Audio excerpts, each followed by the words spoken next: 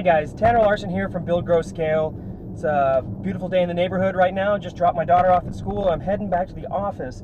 On the drive, as I was leaving her school, I noticed a bunch of little like banners going up and stores to set up some promotions and things like that. And it made me think about some of the things that the brick and mortar world, the brick and mortar retail world, I should say, does better than the e-com world. Now, kind of a fun fact or a weird fact is that in the brick and mortar world, it's actually still cheaper to acquire a new customer than it is to acquire a customer online. But, you know, that doesn't really have any relation to this conversation. I just thought it was a cool fact I'd throw out there for you. But what I really wanted to talk about was these promotions, okay? So the brick and mortar world, the retail world, they've got to continuously drive people into their stores. And, you know, once if someone's been to your store, it's hard to get them to come back if you don't have something new to bring them in. The retail world is great at that. Look at car dealerships. Car dealerships are amazing at this.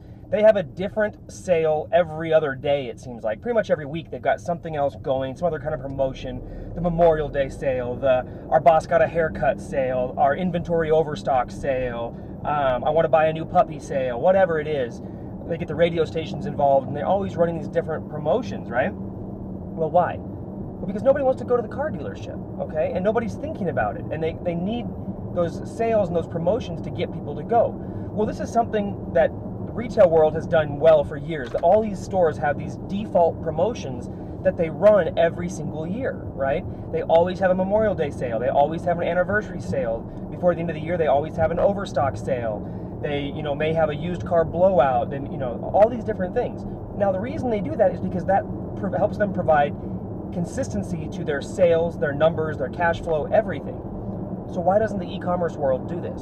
Okay, well, the answer is some parts of the e-commerce world does do this, and they do this very well. Some of the bigger brands do this, okay? The multinational corporations, the big companies, because they kind of have their roots grounded more in the old retail world, and they, you know, transferred it over. But the smaller e-commerce brands, the mom and pop operations, the small, you know, 3 to 5 to 7 million, or especially the ones under, you know, 7 figures a year, the 6-figure brands, never do this. All they focus on is a Facebook ad driving traffic to their store, okay? And they never change it up until the ad gets banner blindness, and then they go, oh, better find another ad, and then that's it, okay? E-commerce stores should be leveraging the same tactics in terms of default promotions. Your e-com store is not a here today, gone tomorrow thing, or at least I hope it's not. You're going to be running this for years to come. So you should be mapping out promotions that you can use every single year over and over again with just slight edits. You should have an anniversary sale, or your store's anniversary sale. You should have a Memorial Day sale, a Cyber Monday sale, a Black Friday sale. You could do a 12 Days of Christmas promotion. You could do Labor Day, President's Day. If you are, you know, there's also niche-specific type holidays now. There's almost a international day for everything. I mean, there's, you know, World Sleep Day. There's World Geek Day. There's a World Video Game Day. There's all kinds of these just basically dumb made-up holidays that are now real days that people, you know, if it wasn't for the internet, we'd never know about, but now they get blasted on social media. And you can identify your brand with one of these days or create your own. If there's not one for your niche, be the brand that goes out there and creates it and gives yourself a reason to create a promotion. And what this is going to do is it's going to allow you to mix up your promoting, your advertising, your marketing, so you're not always doing the same old thing. You can have now email promotions, retargeting campaigns, you know, all geared up for this one special promotion that you're doing. The other thing it helps you map out your calendar. I consult with a ton of e-commerce businesses.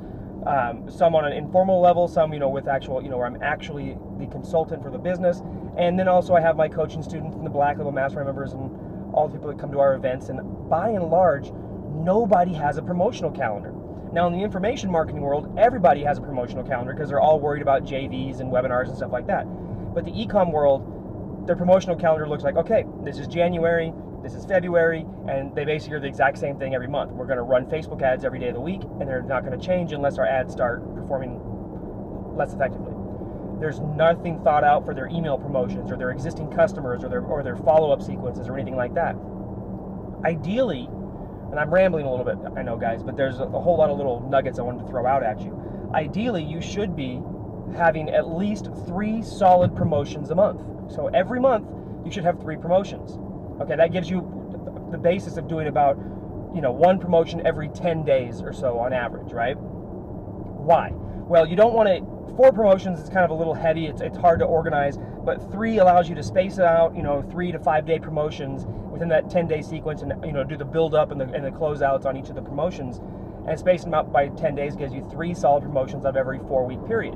Now, some holidays or some months, things like that, are going to lend themselves better to doing this, but if you start building out this default promotion strategy that you can, reuse these promotions year by year, it just gets easier every year, okay? And then you have less thinking to do and just more editing of the promotional stuff to get it out there.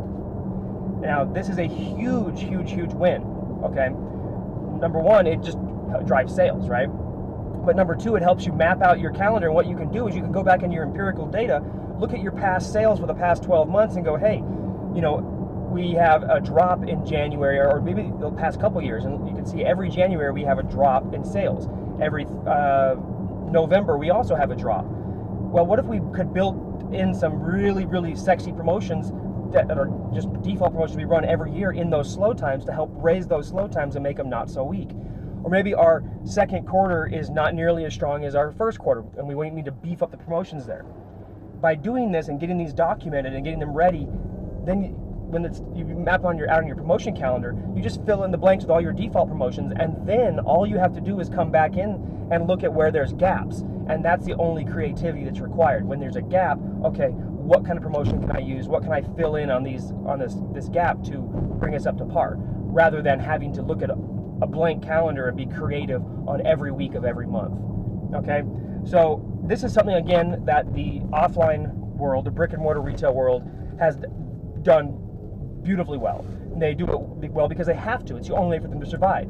In the online space, we've gotten spoiled with being able to run a Facebook ad and just, thinking that's good enough. But, running just a Facebook ad, not leveraging your email campaigns, your retargeting, or running multiple different campaigns on multiple networks, you're basically limiting yourself, to one, monorail track, very, very skinny vision of, your customer base. There's a whole lot more out there. Your company could grow by leaps and bounds and become way more profitable if you only broadened your advertising reach and approached them on multiple levels and gave them consistent advertising with consistent promotions and different promotions to keep them top of mind, or keep you top of mind in their minds, so that when they're ready to buy, when they're interested in what you have, you're going to be the first thing they think of. They're going to come back to you and they're going to purchase.